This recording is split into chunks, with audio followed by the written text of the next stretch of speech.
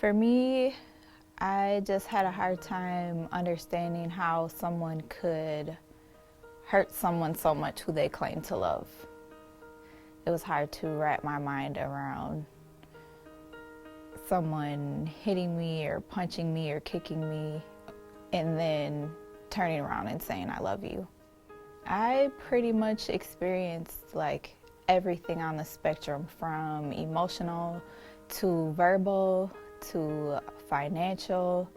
There were times when I wasn't allowed to go to sleep at night, or I was timed on how long it took me to get home from work. I was the only person in the household working, so I was forced to pay for everything.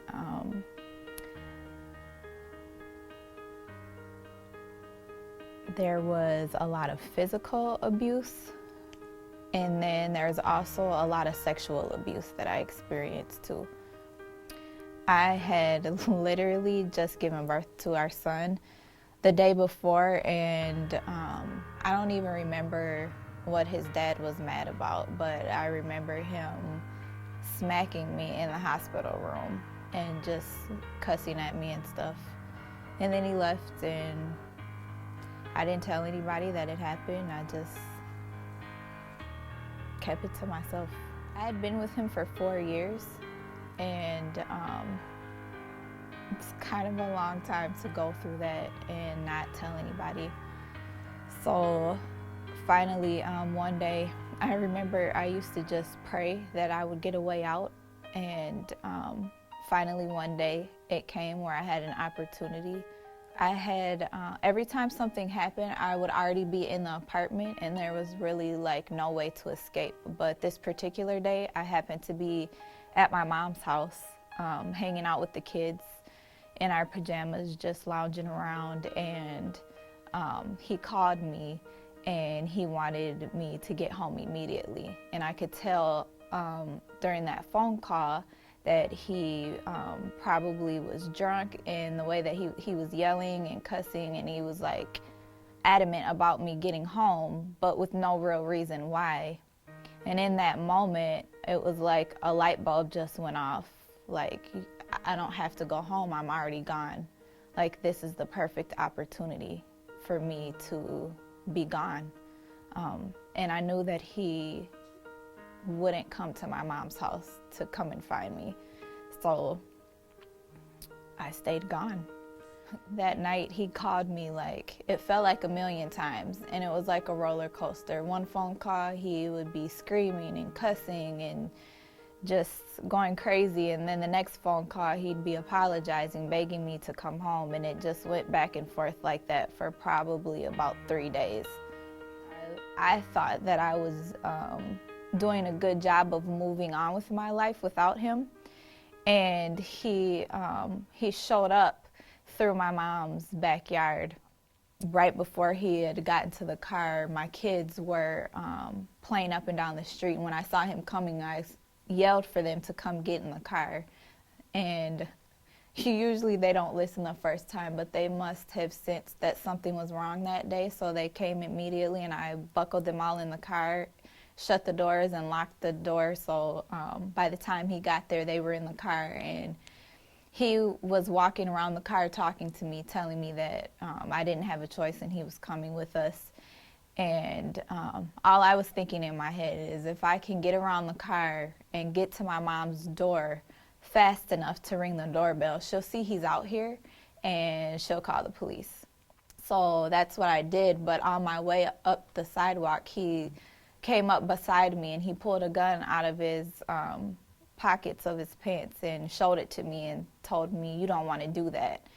And I still had said nothing at this point, and I still continued on to the door. And so I ring the doorbell, and instead of my mom seeing him out there and calling the police, she actually opens the door. And so at this time, I had placed myself in between the two of them, just watching him with the gun and holding on to the door to try to make sure that he didn't get in past me. and they were arguing. I don't even remember the words that they said, but next, my sister had come down from hearing the commotion, and she was also standing in the doorway with my mom, and the next thing I know, he takes a step backwards on the stair and raises the gun and shoots it twice. I immediately felt my hand burning. So one of the bullets had hit me in the hand, and by the time I turned around to see where my mom and my sister were, I didn't see my sister at all, but I saw him chasing my mom up the stairs.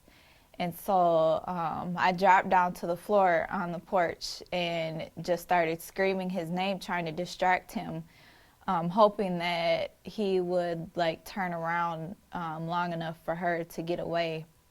But he didn't stop moving. He didn't slow down or anything, and I just saw them disappear at the top of the stairs. And all I could think at that point was, I have to get my kids out of here, because when he realizes that he didn't kill me, like, he's gonna come back and finish, or he's gonna try to hurt the kids or whatever. So I left my mom and my sister there, thinking that by the time I got to the hospital that they would be gone, thinking that he was going to kill them and I'd never see them again. And it was all my fault because I had chosen to be with him. And so I ran back to my car and I drove myself to the police station a couple blocks away.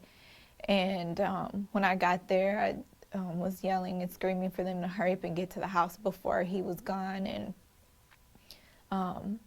told them my kids were in the car, and they gave me a chair to sit in. And I remember watching my kids walk past me, crying and just terrified, not knowing what was going on.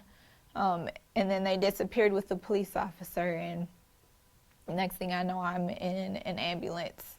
And I get to the hospital, and I don't know if it was a police officer or security guard, but somebody told me that my sister had been shot too and that she was in ICU, and they weren't sure if she was going to make it.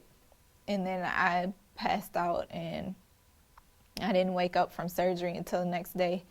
And there was my mom was sitting next to my bed, and I just I didn't know what had happened to my sister. I remember asking about my sister and just being so happy to see my mom and that she was okay. And then she told me that my sister had been shot in the chest. She had a collapsed lung. She had almost died that night. And after that, she ended up being in ICU for 2 weeks because then she got an infection and almost died again. And it was just, I don't even remember where my kids were at that time. I think they were with a family member or something, but I just remember thinking that everything that had happened was my fault because I had chosen to be with him. And my sister almost died because of it. I almost died because of it, and it was terrible. I don't remember exactly how long it was. I was staying at my aunt's house, and there was this huge discussion in the family about who I could stay with and what that would look like, because he hadn't been caught. He was on the run, and so we started calling around to all the shelters that we got information about, and all of them were full. Like, everybody was full, and I just remember like starting to freak out a little bit, like there's nowhere for me to go, and my family, I don't want to put anybody else in danger. And then I ended up calling the Lewis house, and they had room for us, so that's how we ended up there.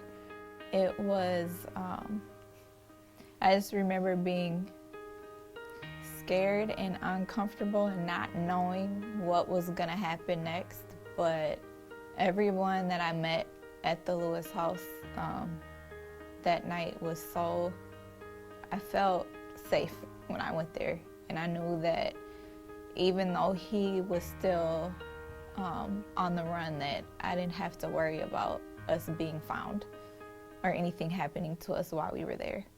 At that time that I was there, the other residents that were in the house were extremely helpful.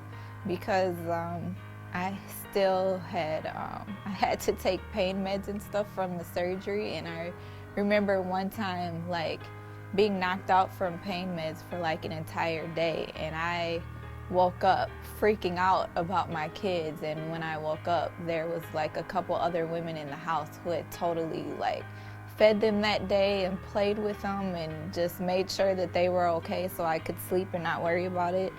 It was I just remember feeling like it was just such a blessing to be there and to have that. I didn't realize how dangerous of a situation I was in while I was in it, and I don't remember all the support groups that I went to while I was there, but I remember one night we were there and they had given us a packet, and they told us that we were going to just go through like all the different kinds of abuse and what that looked like, and talk about what was domestic violence and what wasn't. And the woman who was leading the group asked us to put a check mark by all the things that had happened to us with our abuser. And I remember at the end of that support group, I was so shaken up, and I remember like looking at my hands and seeing them just shaking uncontrollably because I had checked off every single thing in the packet. And I just remember sitting there thinking like there's no reason why I should be alive right now. Like I should have been dead probably lots of times, and I wasn't. And it was eye-opening to me because I didn't know anything about domestic violence before this happened, before being in this relationship at all, other than maybe something I had seen in a movie. So to sit there and realize that all these things had been done to me was like, I didn't even know what to do with it at first. And I remember I just went back to my room and I just cried. I just cried.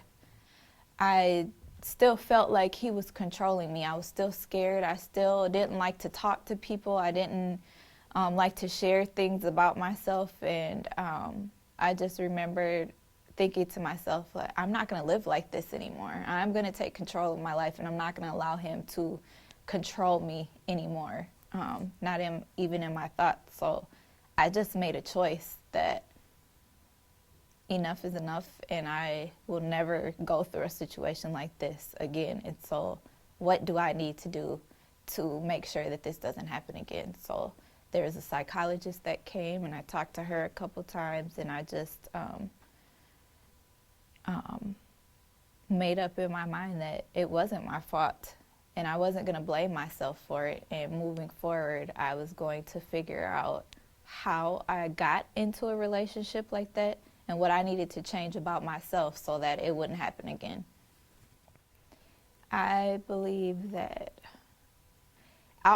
there's always going to be a special part in my heart for them, because I think that it saved my life. Being there taught me what domestic violence was and gave me tools to use to move forward to make sure that I wouldn't be in a situation like that again. Gave me the tools that I needed to be a better mom to my kids and make sure that they didn't have to experience anything like what happened to them ever again. So at this point, like, I would do anything for the Lewis house, like anything. If I lived in Hastings, I'd probably be there volunteering all the time, but it's kind of a far drive, so